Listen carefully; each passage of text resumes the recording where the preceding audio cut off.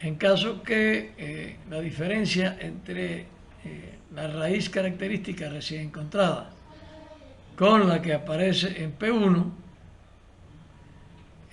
se diferencien considerablemente, bueno, se tiene la primera expresión que aparece en esta lámina. Si son iguales, bueno, se obtiene, lo cual, bueno, se halla simplemente hallando la integral. Simplemente lo ponemos aquí para que esté claro.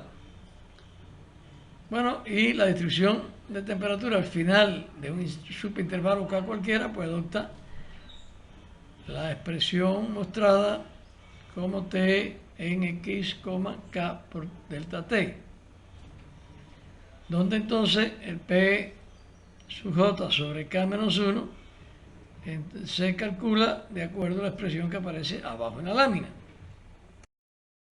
En la lámina aparece el procedimiento empleado de simulación del acero al carbono,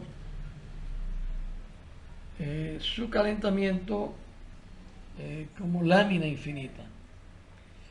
Inicialmente se calcula el parámetro S mayúscula dado por la suma de la composición porcentual entre sus pesos atómicos de los elementos aliantes principales. En este caso se toman en cuenta solamente el carbono, manganeso y silicio.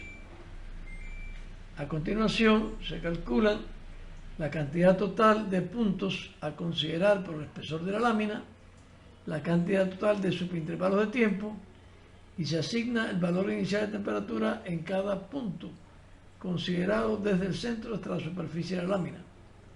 Posteriormente se abre un ciclo desde 1 hasta la cantidad total de intervalos de tiempo. Para cada subintervalo se halla la temperatura media de la sección transversal, calculándose lambda como función de la temperatura y del parámetro S mayúscula que toma en cuenta la composición química. Igualmente se calcula la termodifusividad y los parámetros Biot y Fourier, y se abre un ciclo desde 1 hasta el número total de raíces de acuerdo a la ecuación característica. Mmax para cada una de las raíces halladas en correspondencia con el algoritmo mostrado en la figura que se muestra en la lámina, se calcula Intec M, Coef M, XPT en M y PM, y la temperatura en cada punto por la fórmula que expresa la descripción analítica. Si la temperatura estimada para al menos uno de los puntos considerados de la sección transversal difiere de la temperatura calculada en más de 1 grado, se rectifica la estimación y se repiten los cálculos para el subintervalo de tiempo considerado. Allá la distribución de temperatura para el intervalo delta T considerado, se hace necesario memorizar las raíces μ de la ecuación característica en la variable JJM sub m y P sub m, con vista al cálculo de las variables Intec M para el próximo intervalo de tiempo. Según se puede observar en la búsqueda de las raíces de temperatura de la sección de la lámina, se utiliza el algoritmo expuesto, el que resultó en este caso más efectivo que el clásico. La ventaja principal del método de simulación por solución analítica con respecto a todos los otros métodos existentes radica en la gran precisión que se alcanza, la que depende de la magnitud de los subintervalos de tiempo. Mientras menor sea delta T, pues mayor va a ser la precisión.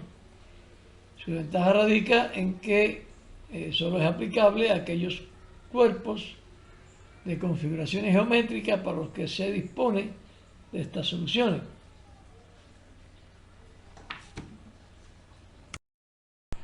En la presente lámina se inicia el estudio de la simulación de la conducción no estacionaria del calor por diferencias finitas.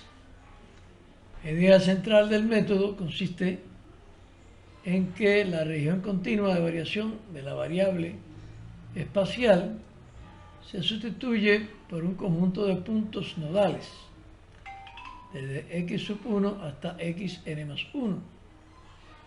Durante la disposición uniforme de estos puntos en el intervalo 0 a x subrayado, sus coordenadas se calculan como xy es igual a y menos 1 que multiplica delta x. Paso por coordenadas para y igual desde 1 hasta n+1, donde delta x es igual a x dividido entre n, que es el número que establece la distancia entre dos puntos vecinos. De igual manera, en lugar de la variación continua del campo de temperatura en el tiempo, se examinan los valores de temperatura en momentos fijos de tiempo, T sub k igual a k por delta t, para k desde 1 hasta kf, donde delta t es el intervalo entre dos momentos consecutivos de tiempo, o también se le dice paso en el tiempo.